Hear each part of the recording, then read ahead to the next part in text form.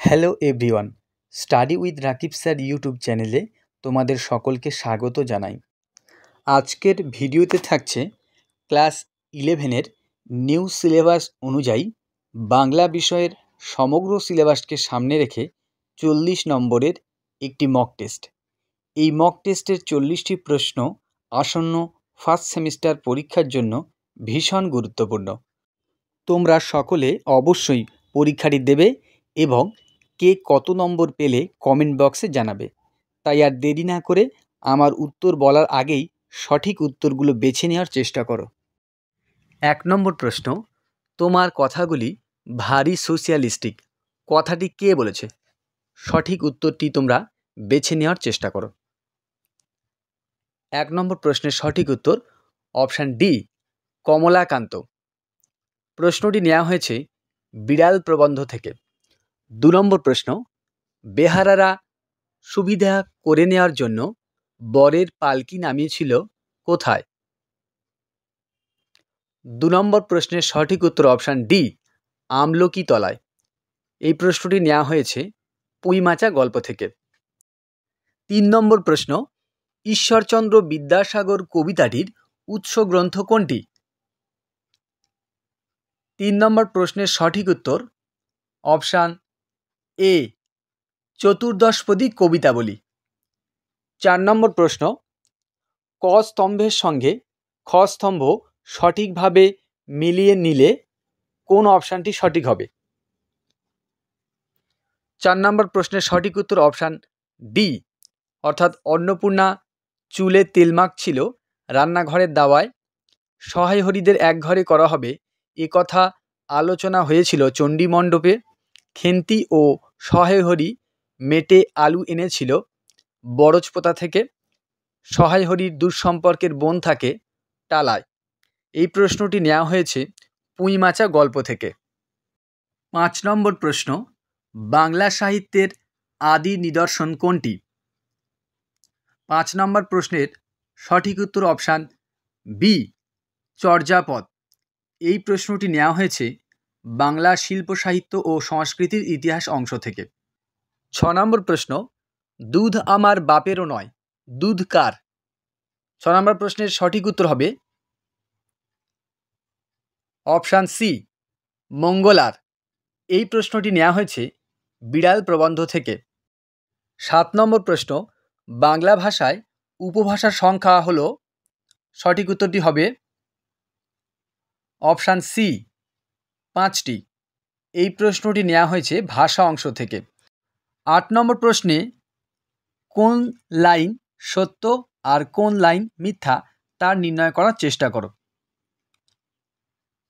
8 নম্বর প্রশ্নের সঠিক উত্তর অপশান সি, অর্থাৎ ক বিদ্যার সিন্ধু তুমি বিখ্যাত ভারতে মিথ্যা, হেমাদ্রির অমৃত ফল পরম আদরে মিথ্যা, গ দিবসে শীতল শাসী ছায়া বনেশ্বরী সত্য, ঘ নিশায় সুশান্ত নিদ্রা ক্লান্তি দূর করে সত্য।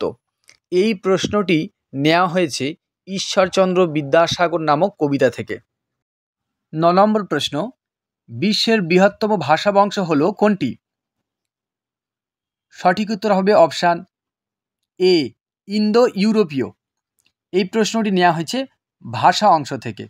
10 নম্বর প্রশ্ন, বিশাল ডানাওয়ালা এক থুরথুরে বুড়ো গল্পটির অনুবাদক হলেন? 10 নম্বর প্রশ্নের সঠিক উত্তর হবে অপশান বি, মানবেন্দ্র বন্দ্যোপাধ্যায়। 11 নম্বর প্রশ্ন, রণভূমে কে মহাগীতা গাইলেন? 11 নম্বর প্রশ্নের সঠিক উত্তর অপশান বি, বাঁশির কিশোর। এই প্রশ্নটি নেওয়া হয়েছে সাম্যবাদী কবিতা থেকে।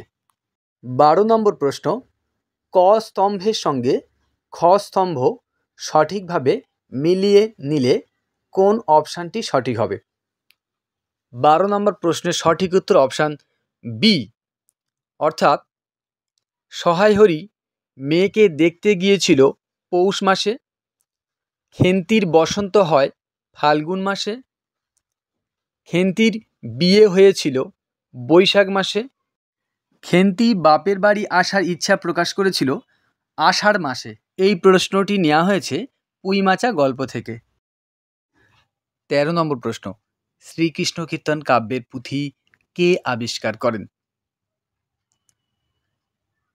13 নম্বর প্রশ্নের সঠিক উত্তর অপশান সি, বসন্ত রঞ্জন রায়। এই প্রশ্নটি নেওয়া হয়েছে বাংলা শিল্প সাহিত্য ও সংস্কৃতির ইতিহাস থেকে। 14 নম্বর প্রশ্ন, সাঁওতালি ভাষার লিপির নাম কি? 14 নম্বর প্রশ্নের সঠিক উত্তর অপশান এ, অলচিকি। এই প্রশ্নটি নেওয়া হয়েছে ভাষা অংশ থেকে। 15 নম্বর প্রশ্ন, ভারসাম্য রাখবার জন্য কি মাটিতে মিলে যাচ্ছে? 15 নম্বর প্রশ্নের সঠিক উত্তর অপশান সি, ফাঁসির মঞ্চ।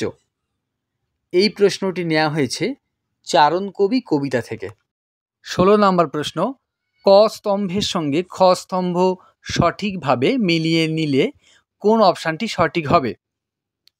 16 নম্বর প্রশ্নের সঠিক উত্তর হবে অপশান এ, অর্থাৎ বাইবেল খ্রিস্টান ধর্মের ধর্মগ্রন্থ, ত্রিপিটক বৌদ্ধ ধর্মের ধর্মগ্রন্থ, জেন্দাবেস্তা পারসিকদের ধর্মগ্রন্থ এবং গ্রন্থ সাহেব শিখদের ধর্মগ্রন্থ।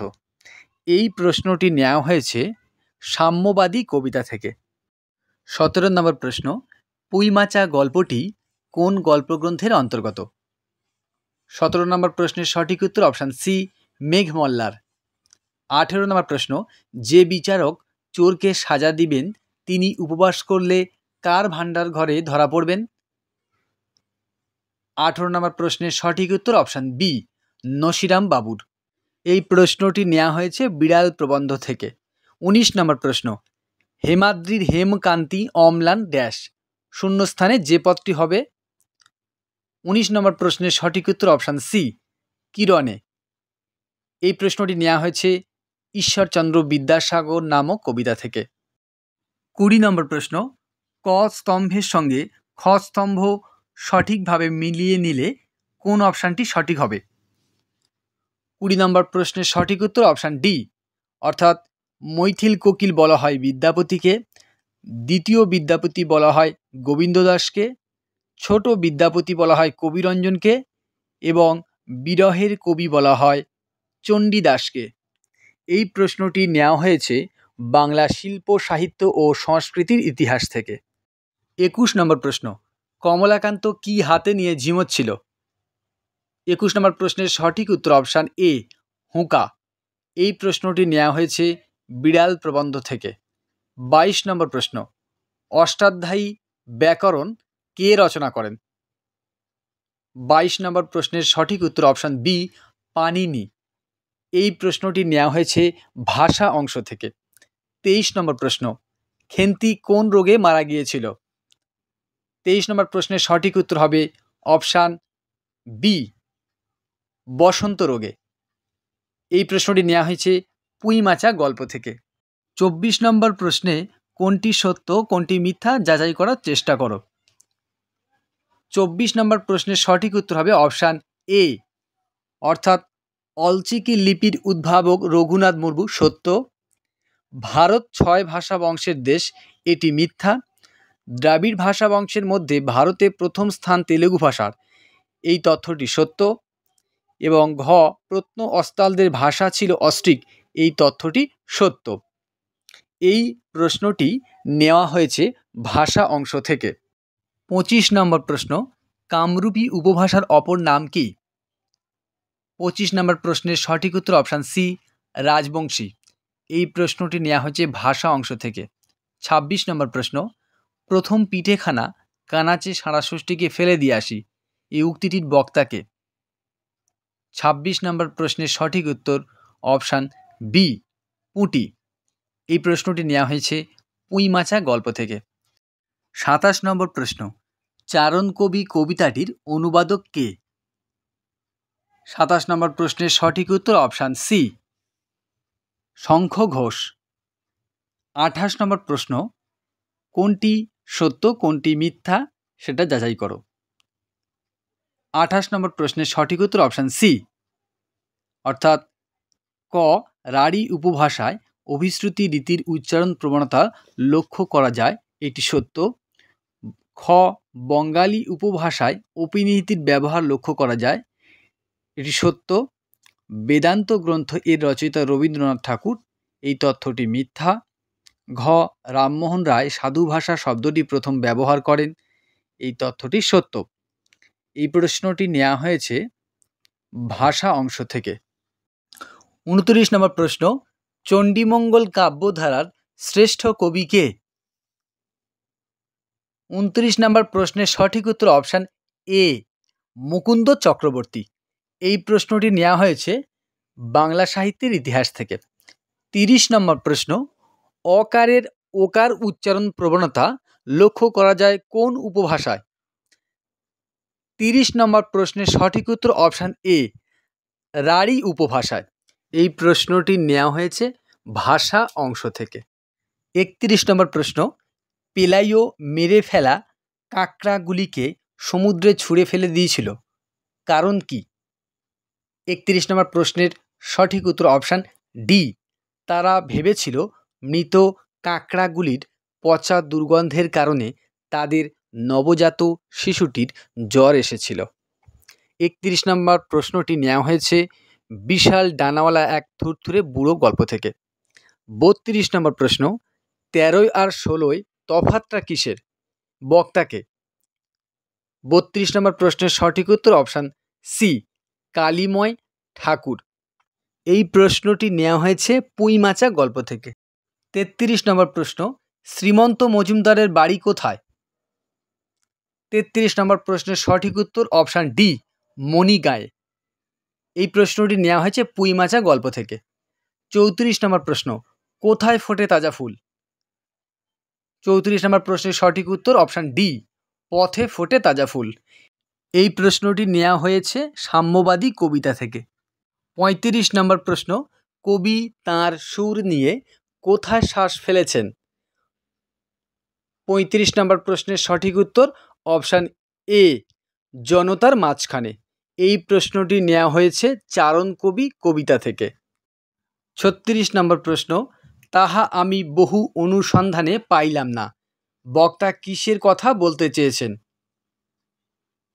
36 নম্বর প্রশ্নের সঠিক উত্তর অপশান ডি, লাঠি নিয়ে মারতে আসার কথা।